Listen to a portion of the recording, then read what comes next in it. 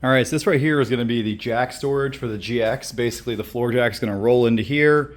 Once you get the jack in there, you jack it up a little bit. There'll be a block behind the front wheel. So once it's jacked up, it can't roll backwards. I'm going to bolt this down to my existing deck in here. It's going to serve as kind of a refrigerator shelf too, because on top of this, that'll be set right there over the jack. That fits right over it. On top of that, it's going to be the refrigerator. It'll just go up to about here and shouldn't block too much of my rear view, as long as I don't have anything piled on top of it, which is totally possible. So I just got to screw a block down here to keep it from rolling back and forth. Pretty straightforward. Now I just got to find the freaking wood glue. All right, so the jack storage box is complete except for carpet. Obviously, I'm going to get a carpet like this to wrap it and match it in, but it's pretty simple. It's just a beefy box. Bunch of screws, and the same through the bottom. There's a bunch of screws. This is all glued. There's no glue here because of carpet, obviously. And there's a strip back here that's the wheel stopper. So the front wheels roll over that strip, and that holds it there. Then you jack up the jack a little bit, and a combination of that strip and the friction of the head of the jack on the underside of the box, you can probably see where it was rubbing. Yeah, right there. Will keep it from rolling out. It can't roll out. It's a very simple restraining mechanism. It'll work even better once there's some weight on top of this, and it'll all make it even more solid. But it's pretty good. There's a ton of screws in the bottom, and I put more screws down towards that end because that's where the jack is going to be trying to split it open. As far as me putting it in here, it's going to be kind of hard to video with one hand. So I'm going to give it a shot. We'll see what happens. Just to show how ergonomic the setup is, I'm going to try to load it with one hand. This might not go well.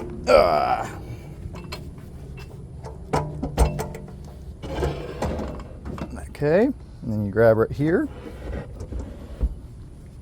It goes over the little stopper. Boom. So it can wiggle that much right now, right? But that's because I haven't jacked it up yet. So once you put the handle in there, take off your 90-degree catch. That's why I cut that circle out, by the way. I was having enough room to do this. And you jack it up until you just feel a little bit of resistance. Right there. Take that out. And now this sucker is going nowhere. The wheels are actually kind of on top of the block, so they're being forced forward. So when you tighten it, it actually jams itself forward. And then you can flip this down to get that out of your way. And this is all flush. Even left enough clearance here when I have my 3/4 inch butcher block shelf that's gonna come down. So now with the jack stout in there, that is super stout. Eventually the refrigerator is gonna sit on top of that. For now, I'm gonna mount this brute box. So I'm gonna make some little hooks to have a strap go over it. But that's very premium. And then my memory foam mattress goes right here. I'll show you what that looks like in a second. Oh, and of course the jack handles store underneath the jack because this jack has plenty of ground clearance. So good to go. So seat still reclines fully with the tool bag right there. A little more storage spot for something. That's the seat all the way back and fully reclined. Pretty sweet. There's still enough airflow over here to allow the rear AC to function properly. You want to put stuff right up against that. And I got the jack handle under here with a piece of foam, so these guys shouldn't rattle around. We'll see. One of them has foam around it, the other one doesn't. I might have to put a piece of foam tube around both of them. But it seems pretty solid. You can shake the whole truck by that setup. These are just some little Harbor Freight D-rings.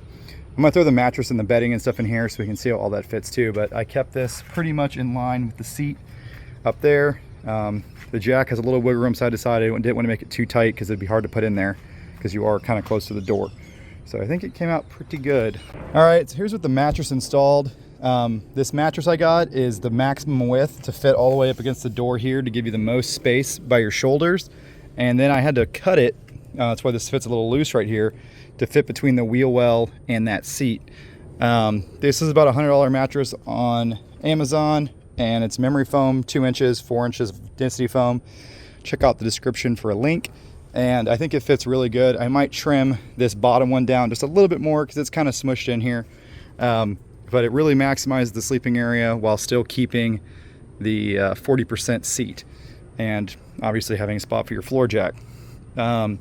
yeah, so I'm pretty happy with how it turned out. Everything closes up good. One thing I did just realize is that when I pop this window, it hits my water tank spout before I get it all the way open. And that's obviously unacceptable because I need to be able to open that back window because it's a cool feature. But luckily, there's plenty of room to move the tank forward to get it to open up all the way.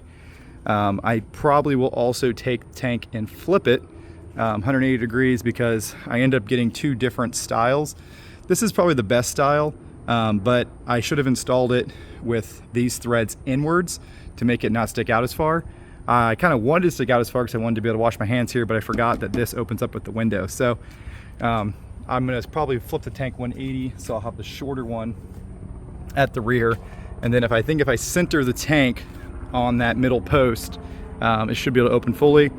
And honestly, centering the tank on the middle post is the best thing for the roof rack bars. It'll keep it from getting cantilevered at all, so it'll be a little more sturdy that way too. But that's a project for another day. And of course, I've got to go and cut my big expensive zip ties I got on there, but don't worry, I bought 30 of them, so there's plenty to go around.